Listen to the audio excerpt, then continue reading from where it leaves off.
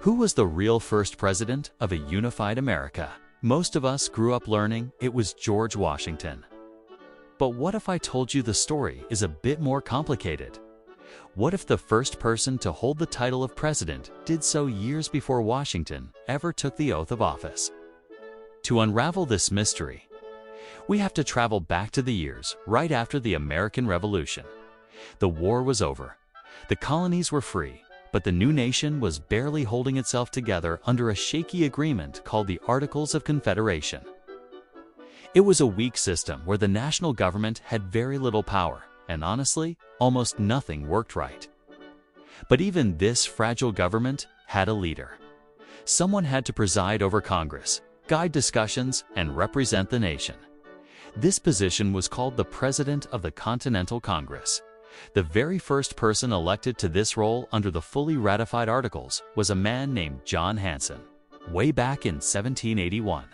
That's 6 full years before Washington's presidency. Hanson served a 1-year term, making him the first man to lead under a unified, albeit weak, national government. During his time in office, he authorized the creation of the first Great Seal of the United States, the same symbol we see on passports today. He navigated huge financial struggles and tried to get the stubborn states to cooperate. However, the job was anything but glamorous. The national government under the Articles had no real power. It couldn't enforce laws, command a military, or act independently. The President of Congress was more of a moderator than a commander-in-chief. After Hanson, a series of other men held the title, each serving short terms, all trying to keep the country from falling apart. Then came 1787. The Constitutional Convention created the powerful executive office we recognize today. A leader with real authority, designed to truly unify the states. And George Washington was the first person elected under this new, robust system. The first president with actual executive power.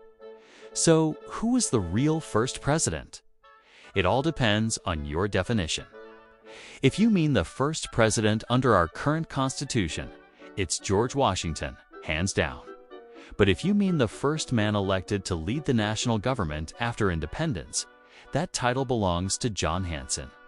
He's a figure largely forgotten by history, but he's a crucial part of the story of how the presidency evolved. The truth is, both men held the title, but only one held the power.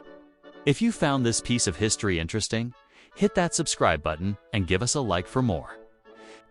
Thanks for watching AI Mini Docs, and we'll see you in the next one.